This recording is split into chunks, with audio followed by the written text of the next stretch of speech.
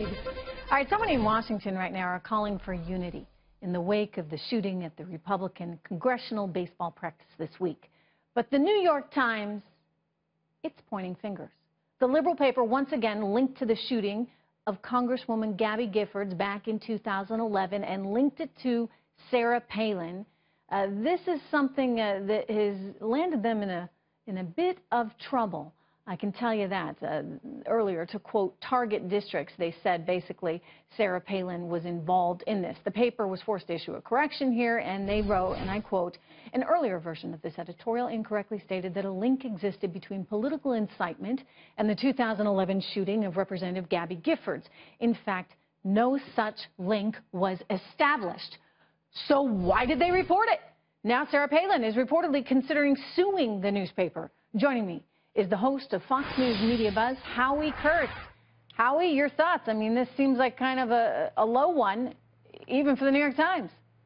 It was beneath the dignity of the New York Times. This editorial was a disaster. It was factually wrong, which is why we have the embarrassing correction. But most of all, Trish, it was tone deaf at a time when voices on all sides are saying maybe we should lower the rhetoric a little bit. And when some on the conservative side are trying to blame the shooting of Steve Scalise and others at that Republican baseball practice on this guy who was a Trump hater, who didn't like Republicans and was a Bernie Sanders volunteer, it's almost as if the Times needed to say, oh, wait a minute, 6 years ago, Gabby Giffords was shot. She was a Democrat, and Sarah Palin was involved, which was ludicrous at the time and even more ludicrous in retrospect. You know, you're right.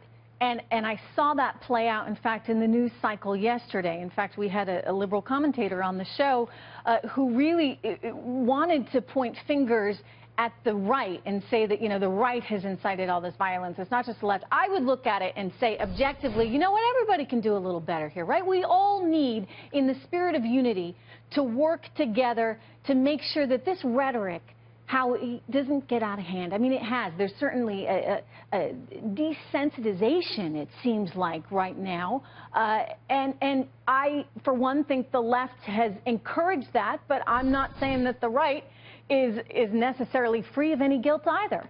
I have seen both sides exploit tragedies, and it breaks my heart every single time. Now, it was true, this guy who brought the rifle to the baseball practice, you know, hated Republicans, but that doesn't mean, you know, that all liberals should be tarred with that brush. In the case of Sarah Palin, it was her committee that made up a map, a standard political thing. They had 20 districts. One of those was Gabby Giffords, and they marked each one with crosshairs, meaning these are the targeted districts. Maybe not the best thing to do, but there's no evidence that Jared Lochner, who, by the way, killed 6 people, and additionally to badly wounding Gabby Giffords, even saw that, or that he had any coherent political views. He was mentally ill. So for the Times to drag this out 6 years later, I just thought was a really low moment. Agreed. Howard Kurtz, thank you very much.